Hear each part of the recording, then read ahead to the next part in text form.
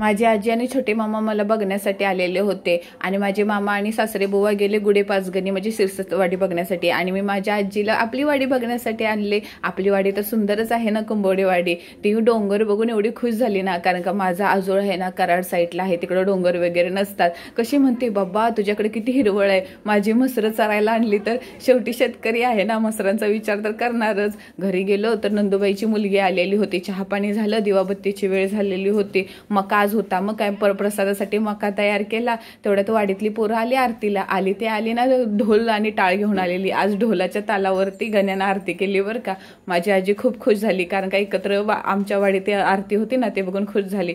जेवण केलं पटापट, तोपर्यंत नंदुबाईची मुलगी गेली टाटा बाय बाय करून। मग राहिलेला स्वयंपाक केला, लय दमलेलो होतो आज, पापड भजी बिजी वरण भातले काय काय केलं, सगळे एकत्र जेवलो। उद्या गौरी येणार होते, मग काय सगळ्यांच्या हातावर मेहंदी काढली। आजी पण गाव बघून जाम खुश झालेली।